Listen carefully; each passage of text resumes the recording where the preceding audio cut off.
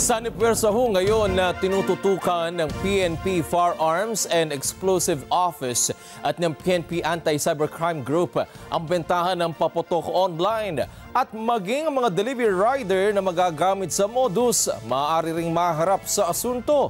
Ang detalye mula kay Mar Gabriel.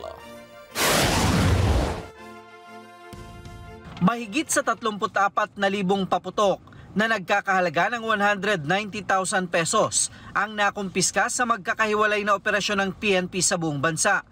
Pinakamarami dito ang 5-star, Sawa, Plapla at Kabasi na kasama sa listahan ng mga ipinagbabawal na paputok. Pinakabago daw sa listahan ang Goodbye Hamas na hindi bababa sa 400 grams ang laman na pulbura. Kahit mga ari-arian kayang sirain po, napakadelikado po. Dahil unang-una po, yung pulbura na inilagay doon, talagang napakarami. Parang IED na po yun. Explosive Improvised Device na po yun. Base sa batas, bawal ang mga oversize at overweight na paputok.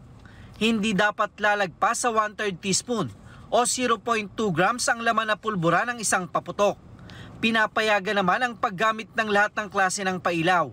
Ang PNP Firearms and Explosives Office at PNP Anti-Cybercrime Group nagsanib puwersa para labanan ang talamak na bentahan ng paputok online kung saan may mga nasampulan na.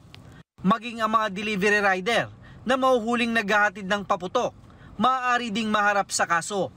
May katumbas itong multa na 20 hanggang 30,000 piso at 1 taong pagkakakulong. Pag mayroong surrender niya na lang sa pinaka-nearest police station o kaya sa mga barangay.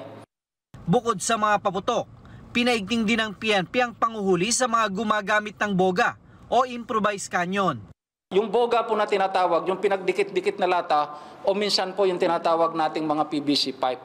So napakadelikado po yun sa ating mga sa kalusugan, ganun din po sa ating mga sa physical na pag sumabog po yun, sigurado po may magkakaroon po ng cause ng injury ng ating publiko. Doon sa mga kababayan natin na mahilig na magpaputok po, katulad ng ating paalala po, mas magandang masalubog po natin ang bagong taon na kumpleto po yung ating mga daliri, yung ating mga kamay. Gumamit na lamang po tayo ng mga ligtas na pangpaingay, kagaya po ng tokoto, o even yung kaldero, mga pusina ng ating masasakyan at motor.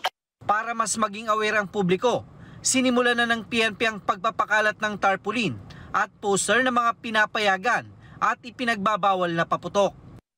Mar Gabriel, para sa Mata ng Agila. Matatag, matapang, matapat. Maraming salamat sa inyo pong pagsubaybay sa Mata ng Agila Primetime.